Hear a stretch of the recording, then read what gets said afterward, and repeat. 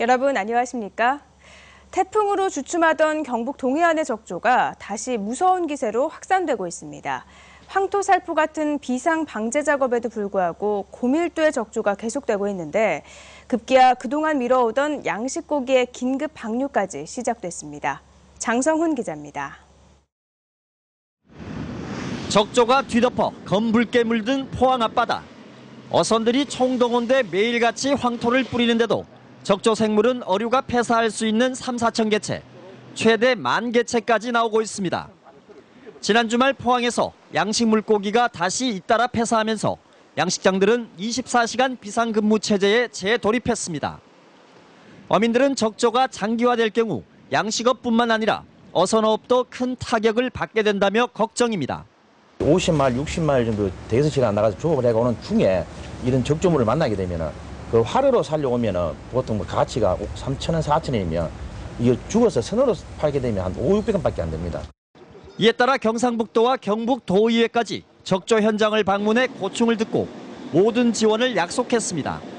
지금은 성어하고 치어 두 가지만 분류되어 있는데 저희들이 지금 해양수산부에 중간어에 대한 조치도 필요하다고 건의하고 있습니다. 적조 방제하는데 충분한 예산은 있다고 봅니다. 그래서 신속하게 빨리 투입하느냐 안 하느냐 이제 거기에 달려 있는데 하여튼 최대한 신속하게 지원하도록 그렇게 노력하겠습니다.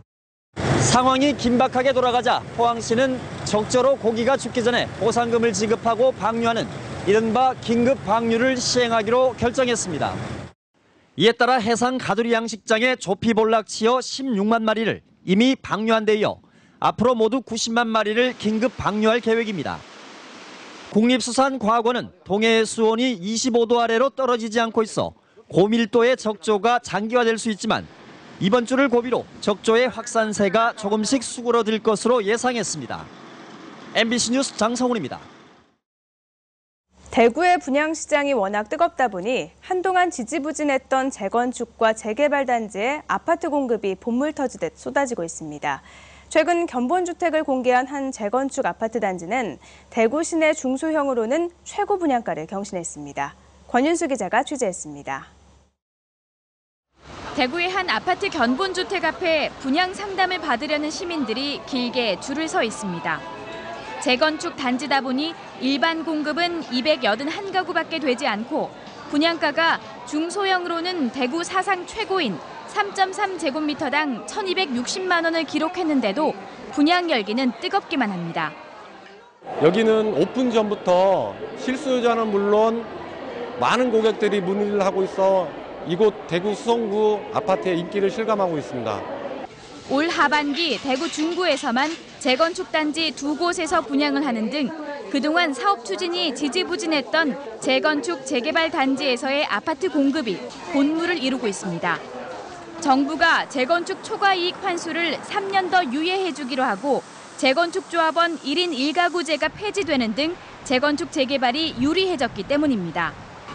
사정이 이렇다 보니 재건축 조합 설립 초기 단계에 있는 아파트나 주택들이 웃돈이부터 거래되는 등 과열 현상까지 나타나고 있습니다. 재건축 재개발의 경우에는 사업 단계에서부터 청산까지 시간이 상대적으로 많이 걸리는 사업입니다. 향후에 어떤 지역주택 시장이 어려워진다면 초기의 단계에 들어가셨던 분들은 또 긴 시간이 걸릴 수 있기 때문에 전문가들은 지금 분양하고 있는 단지들도 대부분 10년 전부터 사업이 추진됐다면서 투자를 목적으로 한 경우에는 신중을 기해야 한다고 지적하고 있습니다. MBC 뉴스 권윤수입니다. 일명 100억짜리 인물관 사업, 임난 역사문화공원 조성 사업 강행 결정에 후폭풍이 만만치 않습니다. 시민이 안동시의 사업 강행에 반대하는 주민투표를 추진하기로 하고 활동을 시작했습니다. 이정희 기자입니다. 지난 7월 안동시가 추경의 재차 편성에 요청한 서해 학봉기념관 예산을 안동시 의회가 수정안까지 내며 통과시켜준 직후 반대했던 예결위원장 등 시의원 6명은 퇴계 선생의 묘소를 찾아 사태를 막지 못해 죄송하다며 참회 고유제를 지냈습니다.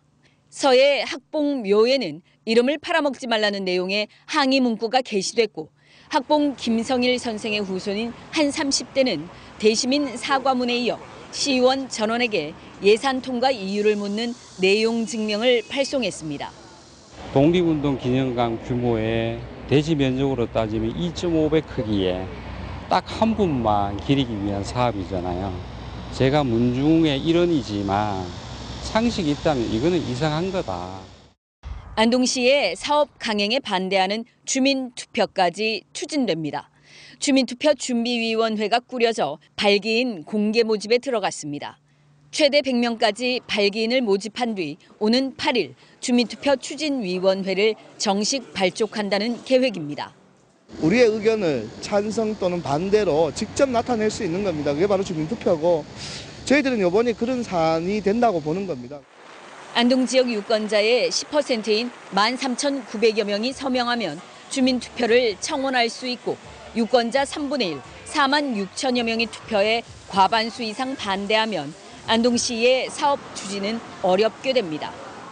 지역에서 처음으로 추진되는 이번 주민투표는 자치단체장 불신임과 맞먹는 의미를 지니고 있어 지역 정가에도 적지 않은 파장이 예상됩니다. MBC 뉴스 이정희입니다. 교육부가 전국 대학을 대상으로 한 대학 구조개혁 평가 결과 대구 경북 지역 5개 학교가 하위 그룹에 포함됐습니다. 이들 학교는 정원 감축이나 재정 지원 제한을 받게 됐습니다. 박상환 기자가 보도합니다. 교육부 대학 구조개혁 평가 결과 대구 경북 지역 5개 학교가 재정 지원 제한을 받는 D등급인 하위 그룹에 포함됐습니다. 4년제 대학 가운데 경주대가 D등급을, 대구 외국어대는 2등급을 받았고 전문대 가운데 성덕대가 D, 대구 미래대와 영남 외국어대가 2등급을 받았습니다. 이들 대학은 정원 감축과 정부 재정 지원 사업, 학자금 대출 등에서 제한을 받게 됩니다. 동국대학교 경주 캠퍼스와 한동대, 위덕대 등 상위 그룹 대학들은 정부 재정 지원이 가능해 내년부터 입학하는 학생들은 국가 장학금도 지원받을 수 있습니다. 다만 A등급 대학은 자율적으로 정원 감축하고 B등급은 4%, C등급은 7% 정원을 감축해야 합니다. 하지만 이미 지난해 대학 특성화 사업을 통해 정원을 줄여 추가 감축은 없을 전망입니다. 특히 최하위 2등급은 내년부터 재정 지원 사업과 국가 장학금, 학자금 대출이 차단되고 컨설팅을 통해 평생 교육시설로 기능 전환이 유도됩니다. 당장 이번 주부터 대학별로 대입 수시 모집이 시작되는데 이번 평가가 신입생 모집에 어떤 영향을 미칠지 대학마다 대응 마련에 분주해졌습니다. MBC 뉴스 박상환입니다. 포항 운하를 운항하는 포항크루즈가 지난해 3월 정식 운항 이후 1년 6개월 만에 탑승객 30만 명을 넘어섰습니다. 포항크루즈는 그동안 평일에는 평균 500여 명, 휴일에는 1,300여 명이 찾아 예상보다 이르게 30만 명을 돌파했다고 밝혔습니다. 포항크루즈는 현재 17인승 4척과 57인승, 47인승 각각 한 척 등 모두 6척의 유람선을 운영하고 있는데 승객 수를 봐가며 유람선을 추가 도입하는 방안도 검토하기로 했습니다. 지난달 대구 지역 건설 수주액은 많이 늘었지만 경북은 줄어든 것으로 나타났습니다. 동북지방통계청에 따르면 지난달 대구 지역 건설 수주액은 2,206억 원으로 전달보다 213% 늘었는데 재건축 주택과 관공서, 공장, 창고 등의 건축이 늘었기 때문입니다. 지난달 경북 건설 수주액은 1,662억 원으로 전달보다 74% 줄었는데 도로와 교량 등의 건설 수주는 늘었지만 신규 주택과 공장, 창고 건축이 많이 줄었기 때문입니다. 새누리당 정수성 의원이 산업통상자원부로부터 제출받은 국감 자료에 따르면 최근 5년간 적발된 기술 해외 유출 적발 사례는 총 229건으로 이 가운데 64%가 중소기업으로 밝혀져 대책 마련이 시급한 것으로 나타났습니다. 또 대기업도 37건으로 16%를 차지했고 기술 유출 유형별로는 전직 직원 유출이 52.8%로 가장 많고 기술을 유출한 원인은 금전과 개인 영리가 78%로 가장 높게 나타났습니다. 경상북도는 중국 지린성과 우호교류 협정을 하고 공동발전과 우호협력을 강화하기로 했습니다. 두 기관은 과학기술과 문화관광 등 다방면에서 교류 협력을 추진하고 민간 교류 지원과 공무원 상호 파견도 추진하기로 했습니다. 지린성은 포스코에서도 국제 물류단지를 조성하는 등 한중러 물류 요충지로 교류가 활성화될 경우 영일만 항의 물동량 확보에도 큰 도움이 될 것으로 기대됩니다.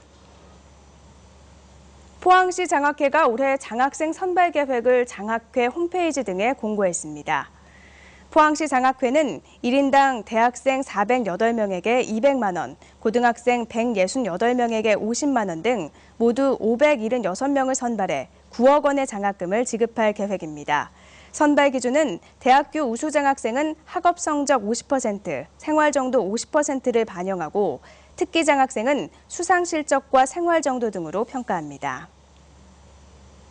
포항시가 외부 전문기관에 의뢰해 공무원 전화 친절도를 조사한 결과 전반적으로 양호한 것으로 나타났습니다.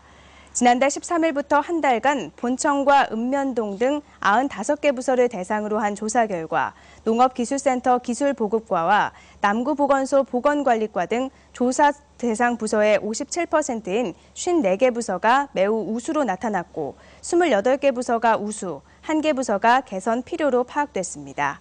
영역별로는 맞이 단계와 응대 단계는 양호했으나 마무리 단계는 미흡한 것으로 조사됐습니다.